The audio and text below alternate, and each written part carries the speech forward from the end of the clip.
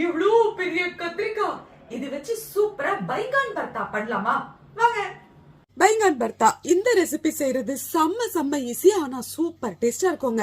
இதுக்கு முதல்ல இந்த மாதிரி ஒரு பெரிய கத்திரிக்காய் எடுத்துக்கலாம். இது மேல லைட்டா என்ன தடவை வைக்கலாம். ஆனா நான் உல்டாவா பண்ணிட்டேங்க. நீங்க முதல்ல இந்த மாதிரி நீட்டா கீறிக்கோங்க. நடுவுல இந்த மாதிரி பூண்டு பச்சை மிளகாய் வச்சுக்கோங்க.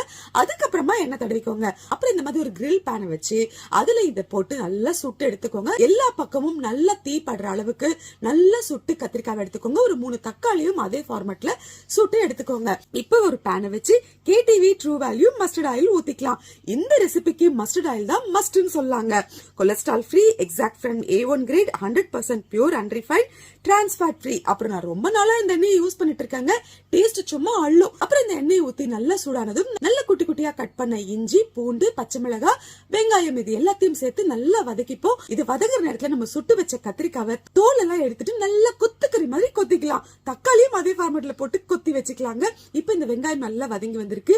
இதுலயே ஒரு பிஞ்ச் மஞ்சத்தூள், தேவையான அளவுக்கு உப்பு, காரமிளகாய் தூள், கரம் மசாலா எல்லாத்தையும் சேர்த்து ஒரு பரட்டி நம்ம கொத்தி வச்சிருக்கிற கத்திரிக்காய் தக்காளி அது கூட சேர்த்து அப்படியே ஒரு சுருட்டிக்கலாங்க. லைட்டா தண்ணியை விட்டு கொஞ்ச நேரம் மட்டும் அப்படியே கொதிக்கட்டும். இப்ப இது நல்லா சுருண்டு வெந்து வந்திருக்கு. இந்த டைம்ல சீக்ரெட் இன்கிரிடியன்ட் யார்கிட்டயும் சொல்லாதீங்க. ஒரே ஒரு கட்டி வெல்லத்தை போடுங்க.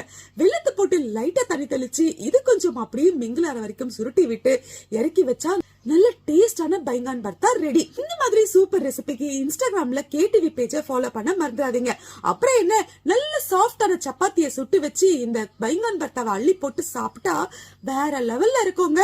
அப்புறம் இந்த ரெசிபி எந்த ஒரு ஃபேமஸ்னு கமெண்ட்ல வந்து சொல்லுங்க. பைங்கான் பர்த்தா ட்ரை பண்ணி பாருங்க.